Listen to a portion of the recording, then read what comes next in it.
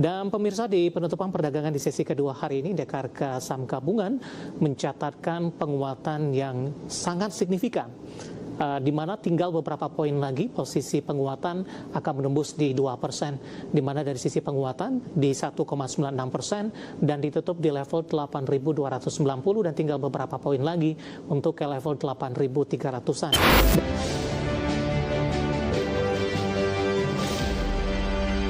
Terima kasih untuk Anda yang masih bergabung bersama dengan kami, dan di segmen ini kita akan review jalannya perdagangan di sepanjang hari ini, dan kami ingatkan kembali Anda masih bisa. Halo, selamat sore Mas David, kabar baik. Terima kasih Pak Didit sudah meluangkan waktu di IDX Channel. Pak Didit, langsung saja indeks harga saham gabungan dalam 3 hari terakhir ini secara intraday terus mengalami penguatan signifikan, Pak. Secara teknikal hari ini sudah menembus di atas level 8.200-an. Bagaimana analisis Anda penguatan yang terjadi di perdagangan 3 hari beruntun untuk indeks harga saham gabungan? Cukup jarang ini terjadi setelah mengalami tekanan yang cukup dalam di beberapa waktu terakhir, Pak Didit. Oke, kalau kita lihat memang pergerakan ISG pada hari ini atau khususnya 3 hari belakangan ini relatif menguat ya, dan hari ini menguat sekitar 1,86% di levelnya 8.283. Ini cukup menarik, di mana memang kalau kita lihat di bulan Januari tanggal 29 Januari 2026 kemarin indeks kita terkoreksi cukup dalam, ditambah dengan adanya koreksi yang ada di 6 Februari 2026. Kita melihat volume yang terjadi ini cenderung meningkat, di mana volume pembelian meningkat dan juga didukung dengan adanya penguatan dari sisi indikator stokastiknya. Dan kalau kita lihat juga pergerakan ISG ini sebenarnya nampaknya dalam jangka pendek masih berpeluang menguat kembali, di mana dapat kami perkirakan penguatannya akan menguji di level area resisten terdekatnya, yakni di 8354 sampai ke 8440. Dan pada hari ini nampaknya juga terjadi sedikit rotasi, di mana kalau kita lihat beberapa hari belakangan lalu emiten-emiten perbankan ini bergerak menguat, dan hari ini nampaknya emiten-emiten dari konglomerasi khususnya dari sektor energi ini juga ikut bergerak menguat untuk menggantikan dalam tanda kutip istilahnya dari koreksi emiten-emiten perbankan hari ini. Seperti itu Mas David. Baik, Pak Didit, sudah 3 hari indeks harga saham gabungan rebound signifikan. Kalau kita flashback sebelumnya menguat 1 hari, kemudian besok kembali berbalik ke zona merah. Bahkan intraday polanya juga cukup fluktuatif. Apakah bisa disimpulkan ini Pak terkait juga dengan posisi investor dengan tekanan jual jangka pendek ini sudah mulai meredah, Pak Didit? Oke, kalau kita lihat memang selama 2 hari kemarin ya, dari tanggal 9 dan 10 Februari ini tekanan jual sudah mulai meredah, khususnya dari outflow asing sendiri yang dapat kita cermati sudah berada di level 700 jutaan seperti itu, dibandingkan hari-hari sebelumnya yang cukup besar, terlebih pada kejadian pada saat MSCI kemarin dan downgrade dari beberapa institusi asing lainnya. Nah, kalau kita lihat ini memang kecenderungan sudah mulai tipis meskipun masih ada outflow asing, dan kita cermati hal ini merupakan ya istilahnya cukup wajar ya, di mana memang kemarin sudah cukup tertekan dan harga-harga juga cenderung ARB dan relatif cukup murah dalam tanda kutip, di mana saat ini juga investor nampaknya sudah mulai untuk buyback kembali emiten-emiten yang harganya dapat dikatakan cukup murah setelah terjadi adanya koreksi kemarin, seperti itu. Pak Didi, saham konglomerasi hari ini melesat ugal-ugalan, Pak, rata-rata menguat di atas 10%. Apakah sentimen dari pertemuan Bapak Presiden Prabowo dengan konglomerat hari ini dan juga para investor masih menantikan ini hasil pertemuan dari Bursa Efek Indonesia dengan MSCI? Oke, betul sekali. Kalau kita lihat memang emiten-emiten konglomerasi hari ini nampaknya gantian rotasinya dengan emiten-emiten perbankan ataupun emiten big caps lainnya. Dan kalau kita lihat beberapa emiten juga menguatnya cukup signifikan. Kalau diperhatikan memang hari ini ada pertemuan dari Pak Presiden Prabowo dengan beberapa konglomerat gitu ya, seperti Prayogo Pangestu, kemudian dari Garibaldi Thohir dan sebagainya, di mana membicarakan perihal untuk kolaborasi antara negara dengan para pengusaha untuk memperkuat daya saing ekonomi dan stabilitas ekonomi Indonesia itu sendiri.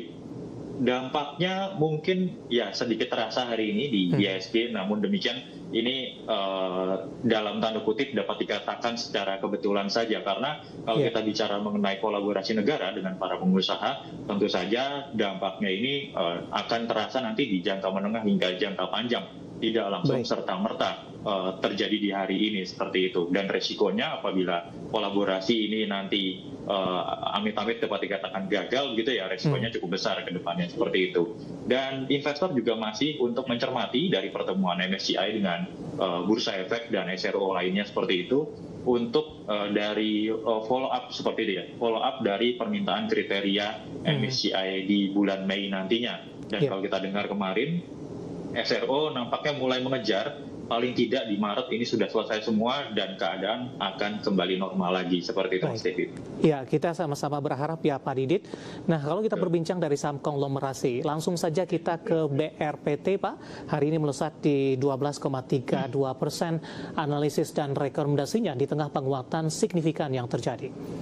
Oke, kalau kita lihat pergerakan dari BRPT ini nampaknya sedang berada di awal fase uptrendnya begitu ya. Dan kalau kita lihat selama 3 hari berturut-turut ini masih muncul adanya volume pembelian dari BRPT sendiri, di mana volumenya cenderung meningkat terutama di hari ini begitu ya untuk BRPT. Dan dari menariknya MACD yang kalau bisa kita lihat di sini, MACD-nya memang masih berada di area negatif, namun sudah membentuk adanya pola golden cross di situ, sehingga kedepannya nampaknya masih berpeluang untuk menguji ke teritori positif, atau harga BRPT-nya masih berpeluang untuk menguat, ditambah stokastik yang juga menguat di area netral. Nanti dapat cermati untuk BRPT sendiri dengan area support terdekat yang dapat kami berikan di 2150, dan resistnya ini yang dapat kami berikan di highest-nya hari ini saja, yakni di levelnya level 2340. Apabila nanti mampu break dari area tersebut, nampaknya BRPT dalam jangka pendek berpeluang menguat, menutup area gap dulu nanti di 2390 sampai ke level 2580. Ini dapat dijadikan sebagai area target terdekatnya dulu oleh teman-teman investor seperti itu. Baik, rekomendasinya Pak, buy di level berapa atau ada beberapa pertimbangan lainnya untuk rekomendasinya? Oke, untuk level buy-nya, ini untuk buy on weakness juga masih cocok begitu ya.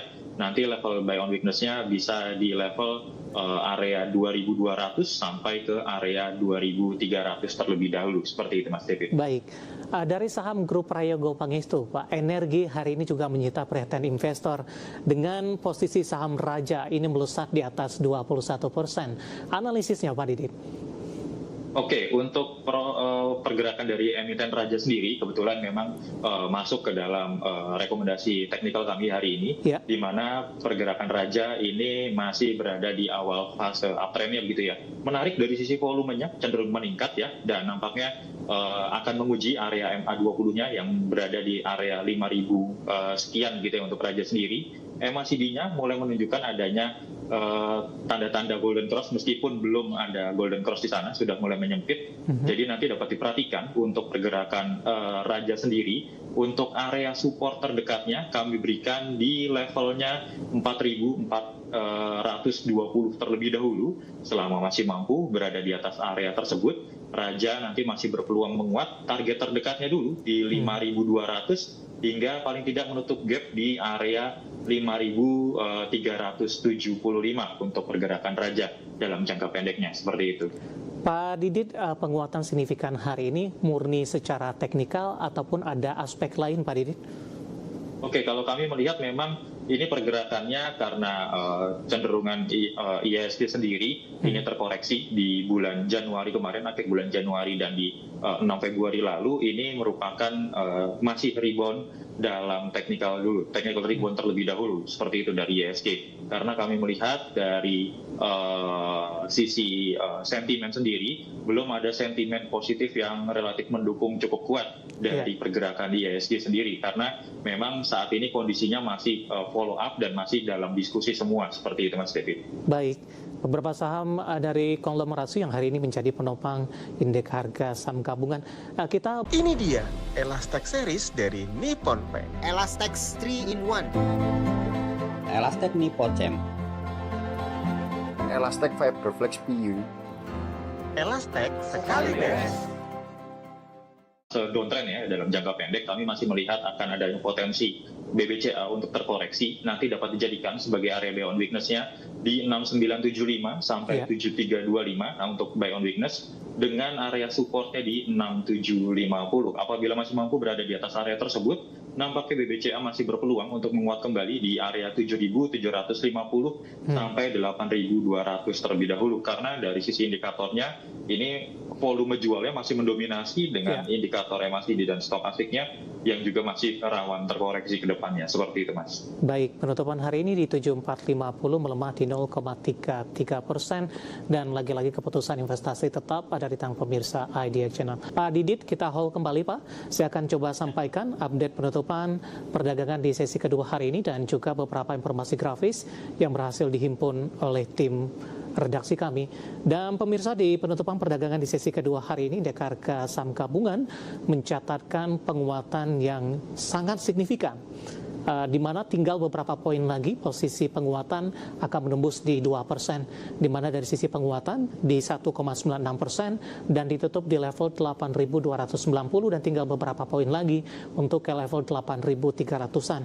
Dan catatan lainnya adalah posisi penutupan hari ini merupakan level intraday tertinggi mulai dari sisi pertama hingga penutupan di hari ini. Dibuka pada pagi tadi di zona hijau di 8.152, sempat bergerak di zona merah yang berlangsung singkat dengan menembus level terendahnya di 8.118. Intraday tertinggi hari ini di level penutupan di 8.290.966. Kita akan coba lihat update penutupan beberapa indeks lainnya seperti MNC 36, LQ45 dan juga Jakarta Islamic Index. MNC 36 menguat di atas 1%, Jakarta Islamic Index di 2% dan LQ45 di 1,51%. Rotasi pergerakan sektoral, pemirsa, energi masih memimpin, diikuti oleh konsumsi non-primer, industri dan juga keuangan. Keuangan melemah di 0,49% di tengah tekanan saham BBCA. Dan selanjutnya kita beralih ke saham deretan top gainers. Ada Bumi, PTRO, Bufa, dan Dewa. Ya, saham-saham konglomerasi mendominasi dari deretan top gainers ini. Transaksi Bumi PTRO di atas 1 dan 4 triliun rupiah. Dan selanjutnya saham-saham yang hari ini menjadi pemberat dari perbankan ada BMRI, masih bertahan di 5.000-an, Mas juga profit taking 7.100, CNDF melemah ke 6.700, dan ICI hari ini juga terdampak profit taking di 6.750. Updatean penutupan perdagangan di sesi kedua hari ini, dan semoga bisa menjadi referensi untuk Anda, terutama dalam menghadapi di perdagangan hari selanjutnya.